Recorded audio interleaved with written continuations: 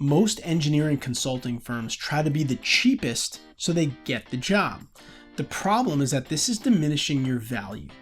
In today's episode, I have with me Jewell. June is a CPA. She's also the CEO of AEC Business Solutions and author of her latest book, Raise Your Value. And today she's going to go through a 5-step process to outline how firms in the AE industry can ramp up their value, which will keep their fees up and avoid them having to go in at the lowest price.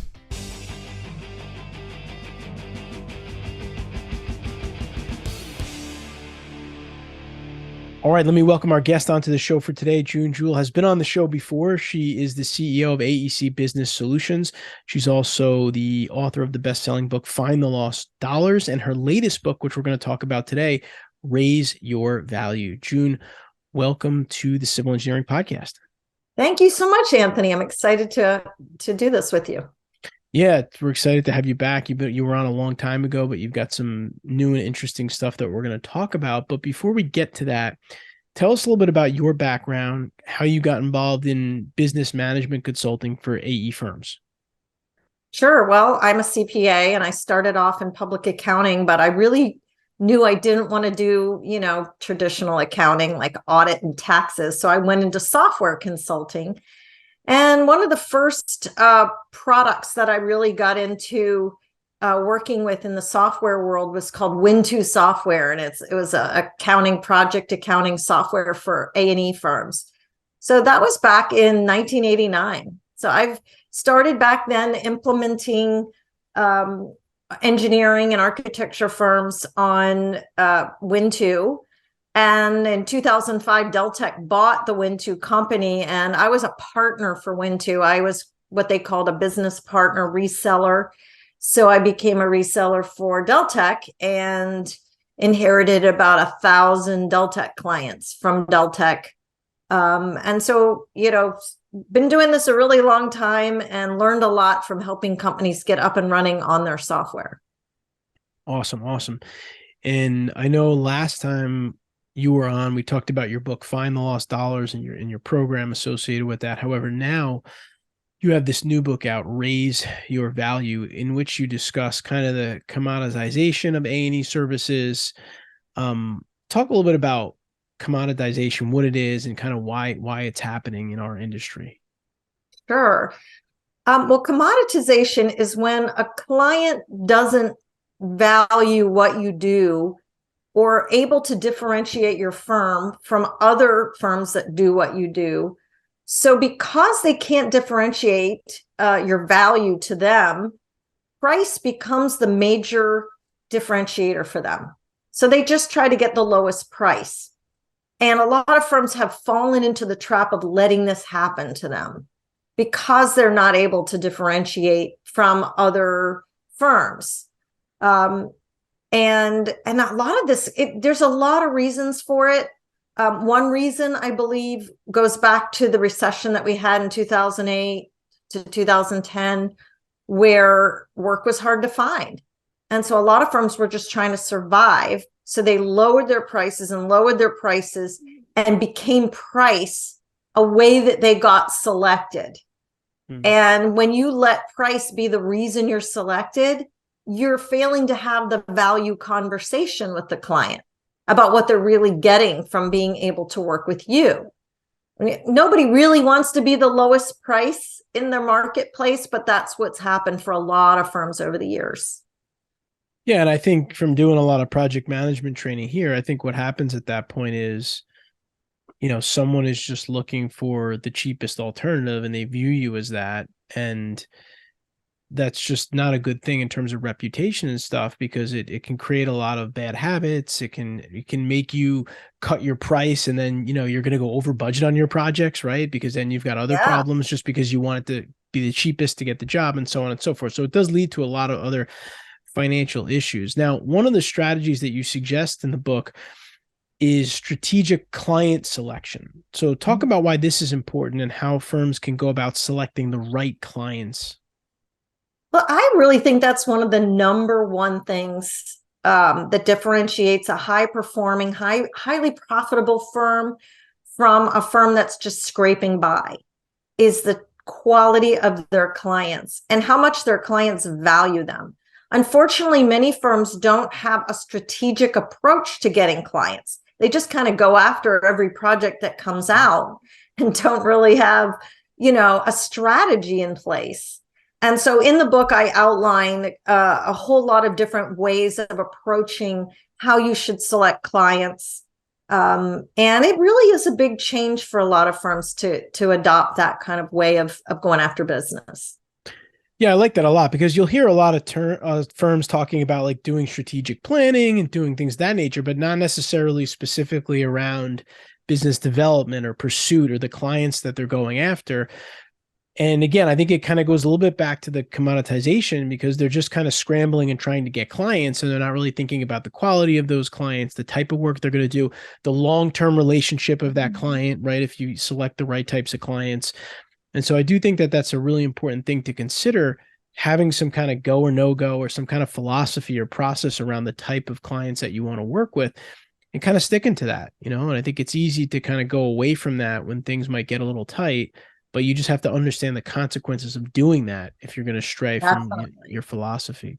And it was funny is when I when I'm working with a client and I say to them, who's your best client? They always mention the client that gives them the most work. But when we dig in and really look at the numbers, I'm a numbers person. I look at the details. Very often, who they think is their very best client is their least profitable client and is taking the longest to pay them. That's interesting. Yeah. It is. And it's so really understanding who your best client really is important. Yeah, and I think the idea of looking at, from time to time, periodically looking at the lifetime, revenue or profitability of all of your clients is a really helpful exercise. I'm a big believer in the 80-20 rule, and 20% of your clients are going to drive 80% of your revenue on a regular basis. So knowing who they are and catering to those clients is a good strategy. But a lot of times what happens, like you suggest, is you get caught up just with the busy clients that are giving you a lot of stuff, but they might be nickel and diming you, or it might be very small contract sizes. So that's a really good approach. And just thinking through, when you look at your clients and you're evaluating your clients, there has to be some kind of valuation on the financial success of those clients, which as engineers, sometimes it just goes out the window. Yeah. They're not focused on the money at all. Right. So you also talk about the importance of uncovering hidden value in your firm, which I love. I think it's a great approach. Can you share some tips for our listeners on how they can uncover that hidden value within their firms? Well, yeah, first of all, it starts with understanding why your client hires you or selects your firm, right? And so one way to find your hidden value is to ask your clients, why do you want to work with us? How are we different than other firms you've worked with? The hidden value, it's always there right in front of you, but most firms are just not focusing on it. Most engineering firms, for example, go into a proposal talking about the services they're providing and not the results that they're delivering. And a client doesn't hire you for engineering services. They hire you for the final product that you are designing that is going to end up getting them the end result that they want. It might be a building that they want to put into operation that's going to generate revenue for them. So hiring you is going to help them achieve their business goals, whatever those goals are. Most engineers aren't connecting the dots between why their client is really hiring them and how they are actually helping their clients achieve those goals. Also, there are ways that you are saving your clients tons of money every day, but you're not talking about it, right? So maybe you have great ideas that are going to help them save money in the construction process. Maybe you're an MEP firm and you're helping clients save energy costs or the long-term maintenance cost of their building because of the recommendations you're making. You really need to think about what you're doing, not in terms of the service you're providing, but the result you're delivering, and then try to figure out what that is. Yeah, I think that's great. I mean, you have to talk about the benefits you're driving for your clients, not just the services you're providing. And one example I could give of this, just related back to EMI, is, we do custom leadership and project management programs for our clients. And what I always tell our clients is, we're not just giving you the training, but with this program, you're going to be able to better attract talent and retain talent. So basically you're attracting, you're developing, you're retaining people. And when I pitch it to them like that, which is the truth, they're like, wow, this is awesome, because we're not just building for the short term, we're building for the long term by kind of building an engine to find more top talent. So you really need to talk about how your services are going to bring value or drive benefits for your clients. And not just today, but if you could also incorporate the long term, right? That's going to be, it just shows them that the investment in you is going to pay dividends short term and long term. And that's really the best investment you can make. So that's really important. So in your new book, you outline a 5-step raise your value formula. Can you kind of walk us through the steps and explain how they can help firms kind of increase their value and their fees? Yeah, the word raise becomes an acronym for a program and a process that I've put together to help companies raise their value. So R stands for rate your clients. That starts with understanding what an ideal client looks like. So we develop ideal client criteria, and then we apply that criteria to all of our existing clients to see how they score. So we score our clients.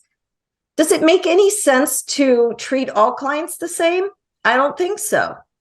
You have great clients and you have terrible clients, and really you shouldn't have terrible clients, but many firms still do have some clients that, they're marginal, but they treat them all the same. So this is really impactful for them to understand. So the R stands for rate your clients.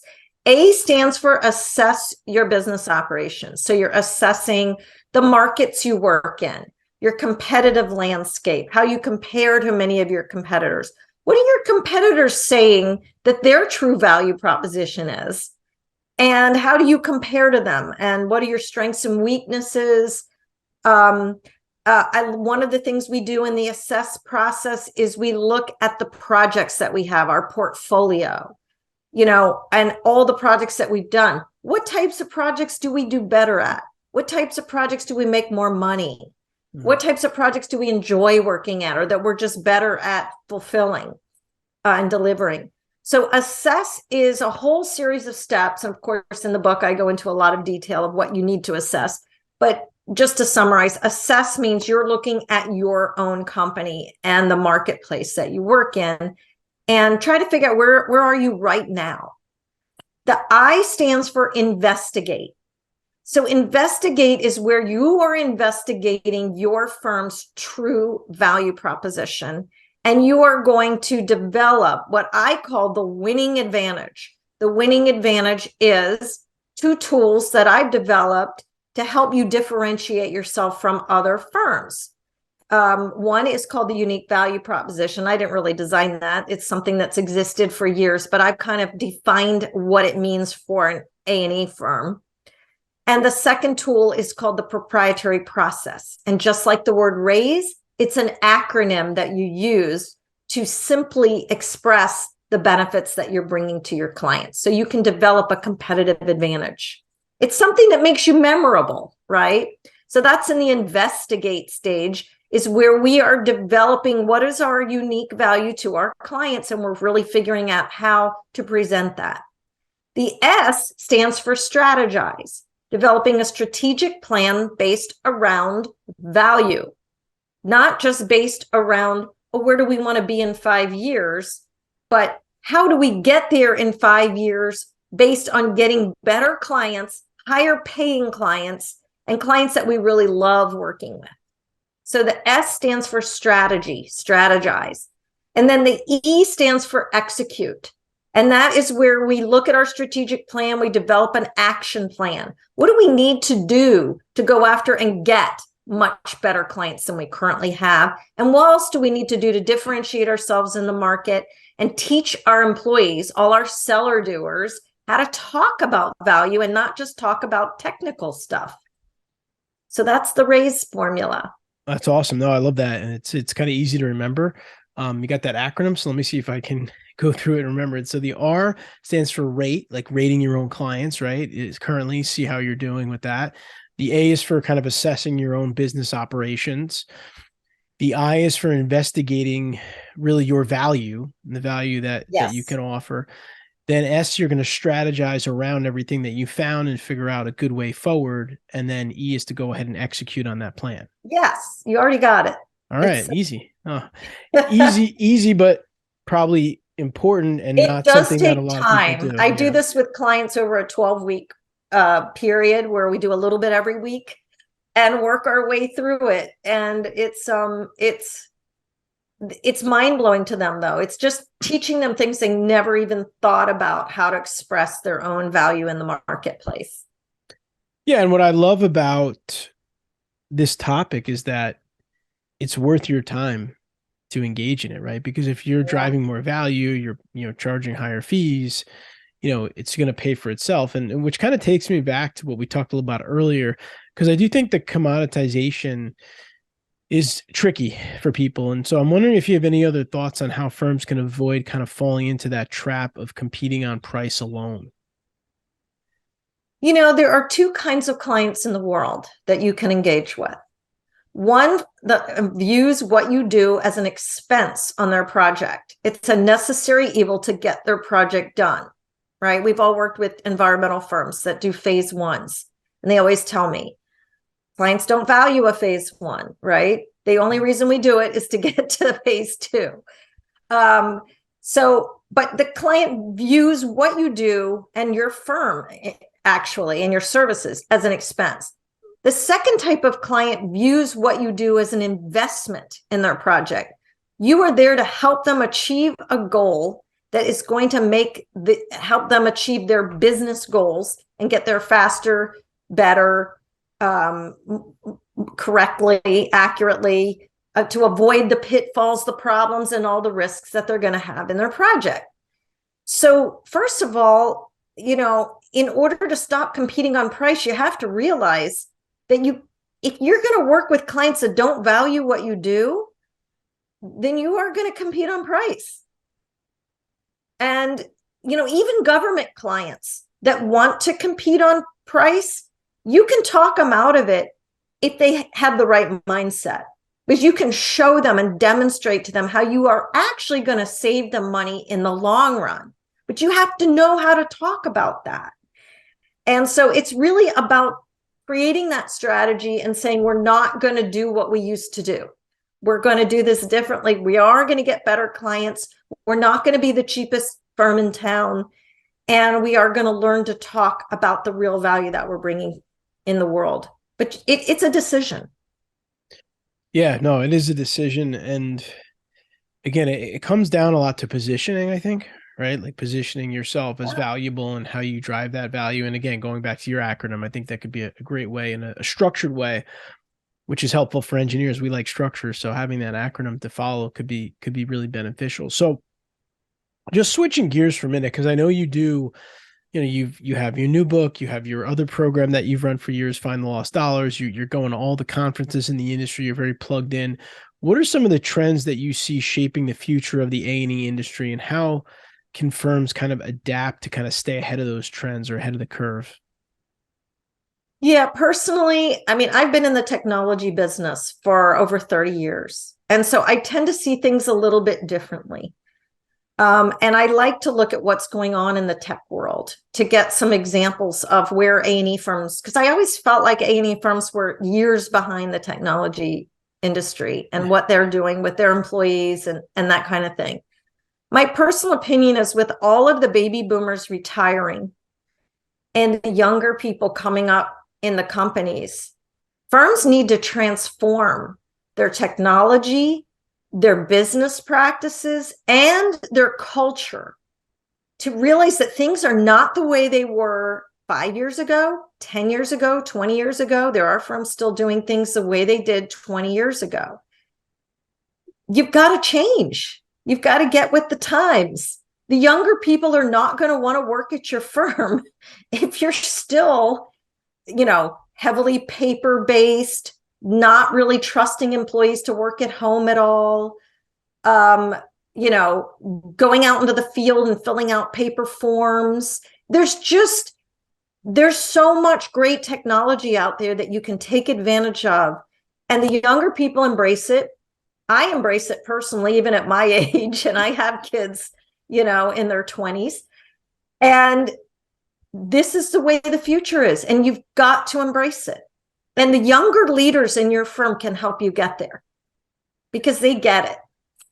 Yeah, that's a great point. And some of the firms that we work with, they have like these innovation committees, and they'll have younger professionals and experienced professionals on these committees together to kind of keep an eye on trends. And it is important. I agree with you. I think that the firms that are going to be the most innovative from a technology standpoint going forward are going to be the winning firms. And it even just comes down to the fact that there's just a shortage of professionals in the civil engineering world. But there's not a shortage of work. And we have the new infrastructure bill that's coming, and there's going to be more funding coming. So the only way to meet those demands is going to be able to leverage technology in the right ways. And we've already heard a lot of our clients talking about that. But you could talk about it all you want. You got to do it. You got to invest in it. You got to find the right technologies. You got to spend time on it.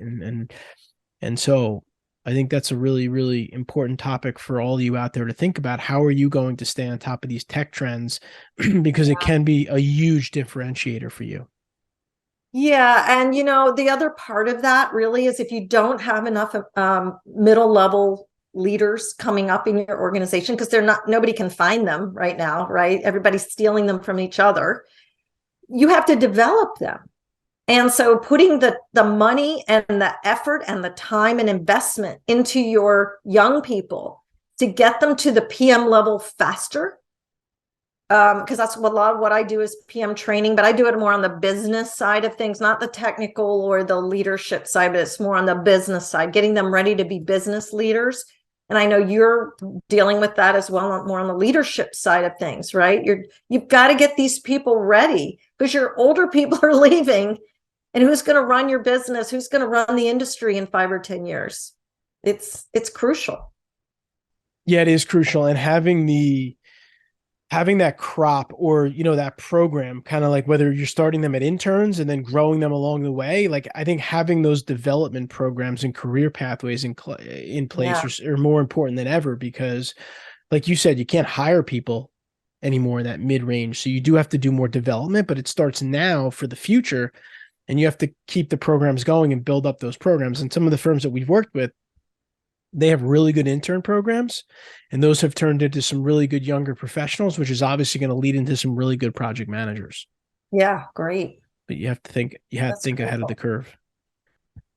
All right, June, do you have any final advice for emerging leaders in the AE industry who might be looking to increase their firm's value and profitability? What last thoughts can you maybe leave them with?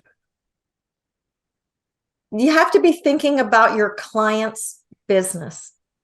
Your client, very often, unless they're a government agency, and even a government agency has a budget and they have constituents that are looking at how they're spending money.